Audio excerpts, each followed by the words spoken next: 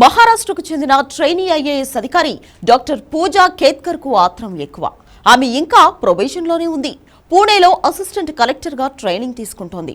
కానీ నేను కలెక్టర్ అయిపోయా, నన్ను గౌరవించాలి అంటూ తెగ ఆరాటపడింది. అక్కడితో ఆగకుండా రూల్స్కి విరుద్ధంగా తన ఆడి కారును రెడ్ బ్లూ బీకన్ లైట్లు పెట్టించుకుంది. వీఐపీ నెంబర్ ప్లేట్ ఏర్పాటు చేసుకుంది. ప్రభుత్వ కారు కాకపోయినా మహారాష్ట్ర ప్రభుత్వం అని తన కారుకు స్టిక్కర్ కూడా వేయించుకుంది.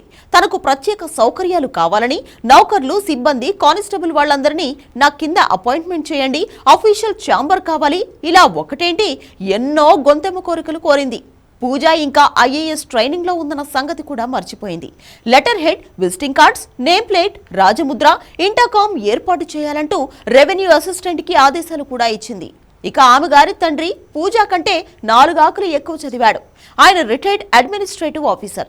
ఆయన కూడా నా కూతురు ఏవడిగితే అవి ఇచ్చేయండి అంటూ కలెక్టరేట్ అధికారులపై ఒత్తిడి చేయించారు. గవర్నమెంట్ రూల్స్ ప్రకారం ప్రొబేషన్ పీరియడ్లో అంటే ట్రైనింగ్లో ఉన్న ఐఏఎస్లకు ఎలాంటి సౌకర్యాలు ఉండవు. కానీ పూజా కేత్కర్ కి మాత్రం ఉద్యోగం వచ్చింది, వెంటనే కలెక్టర్ అయిపోవాలి అన్న ఆత్రం తప్ప మరొకటి లేదు. ఈ సంగతి తెలిసిన మహారాష్ట్ర ప్రభుత్వం అంత ఓవర్ యాక్షన్ వద్దమ్మా అంటూ పూజాను తీసుకెళ్లి వాసిం జిల్లాలో పడేసింది.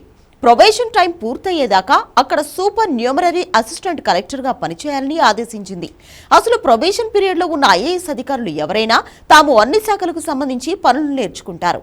రెవెన్యూ డిపార్ట్మెంట్ దగ్గర నుంచి ప్రతి శాఖకు వెళ్లి అక్కడ ఏ పనులు జరుగుతాయో అవగాహన పెంచుకుంటారు.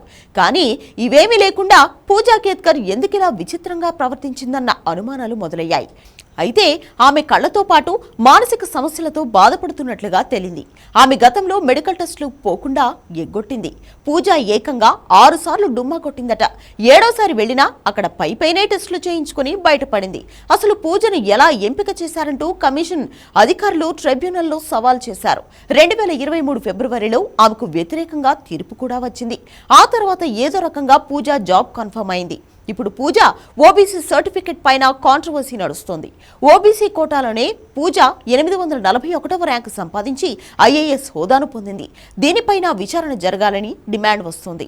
పూజ మెంటల్ కండిషన్ పై డౌట్స్ రావడం, ఆమె ఓవర్ యాక్షన్ చూసి వివరాలను పంపమని పీఎంఓ అధికారులు కూడా కోరారట. మొత్తానికి ట్రైనింగ్ లోనే కలెక్టర్ హోదా వెలగబెట్టాలనుకుని ఓవర్ యాక్షన్ చేసిన పూజా కేత్కర్ కి ఉన్న ఉద్యోగం ఊడేలా ఉంది.